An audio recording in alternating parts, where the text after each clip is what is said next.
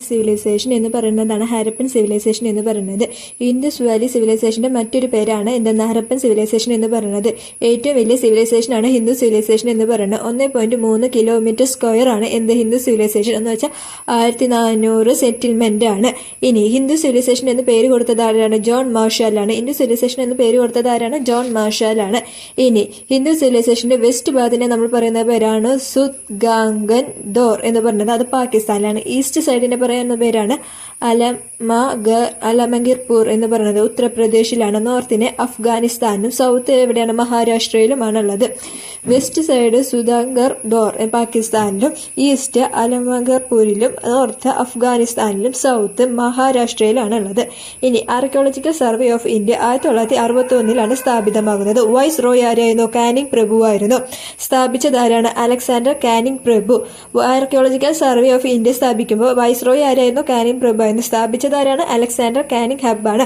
അദ്ദേഹമാണ് first director general.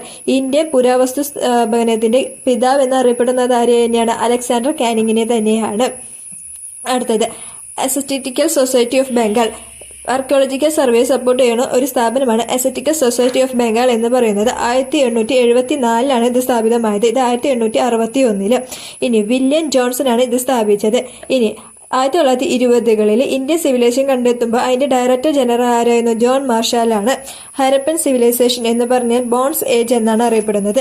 Hindu സിവിലൈസേഷന്റെ nuclear എന്നറിയപ്പെടുന്നതാണ് Harappan civilisation എന്ന് പറയുന്നത്. 1921 കണ്ടെത്തുന്നത്. ആദ്യത്തെ നഗരമാണ് ഹരപ്പൻ സിവിലൈസേഷൻ എന്ന് പറയുന്നത്. ദയാസാഹി ആണ് ഇത് കണ്ടെത്തുന്നത്. ഹരപ്പൻ സിവിലൈസേഷൻ ഏത് നദിയുടെ തീരത്താണ്? രവി നദിയുടെ തീരത്താണ്. പാകിസ്ഥാനിലെ സാഹിവാൾ ജില്ലയിൽ പണ്ടത്തെ ഒരു മോണോമാറിയിലാണ് ഹരപ്പൻ സിവിലൈസേഷൻ ഉള്ളത്. പ്രധാനപ്പെട്ട കാര്യങ്ങൾ എന്ന് പറഞ്ഞാൽ ഗാനിയർ ആണ്. ഗാനിയർ എന്ന് പറഞ്ഞാൽ എന്താണ്? പത്തായപ്പുരകൾ എന്നാണ്. 2 വരികൾ വീതം 6 വീതമാണ് പത്തായപ്പുരകൾ ഉണ്ടായിരുന്നത്. എന്ന് വെച്ചാൽ ആകെ 12 പത്തായപ്പുരകളാണ് ഉണ്ടായിരുന്നത്.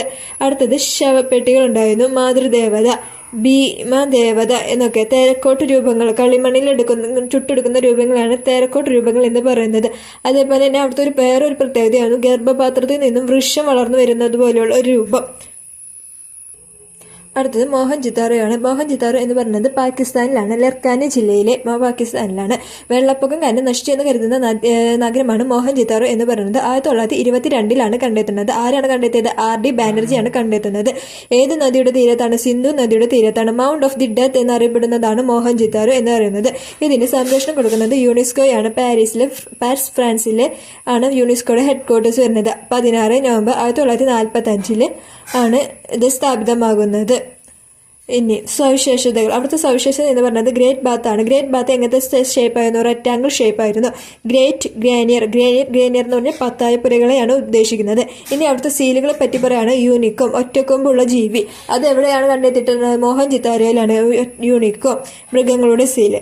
നമ്മൾ പിന്നെ ശ്രദ്ധിക്കുന്ന ഒരു കാര്യം എന്ന് വെച്ചാൽ കുതിരയുടെ ചിത്രങ്ങൾ കണ്ടെത്തിയിട്ടില്ല. കാരണം കുതിരയെ കൊണ്ടുവരുന്നത് ആരാണ്? ആര്യന്മാരാണ്. ഇന്ത്യയിലേക്ക് കുതിരകളെ കൊണ്ടുവരുന്നത് ആര്യന്മാരാണ്. ഇനി അവിടെ സീലുകൾ നിർമ്മിച്ചുകൊണ്ടിരുന്നത് സിയാറ്റിൻ എന്ന് പറയുന്ന സ്റ്റോണിൽ നിന്നാണ്. സിയാറ്റിൻ എന്ന് പറയുന്ന സ്റ്റോണിൽ നിന്നാണ് സീലുകൾ നിർമ്മിച്ചുകൊണ്ടിരുന്നത്. വളരെ സോഫ്റ്റ് ആയിട്ടുള്ള ഒരു സ്റ്റോണാണ്.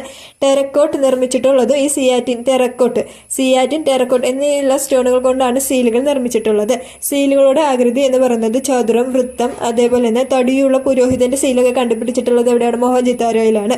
പിന്നെ പുരുഷദേവൻ എന്ന് പറയുന്നത് പശുപതിയായിരുന്നു. ശിവന്റെ മുൻജന്മം എന്നറിയപ്പെടുന്ന പശുപതിയായിരുന്നു അവിടുത്തെ പുരുഷദേവൻ എന്ന് പറയുന്നത്.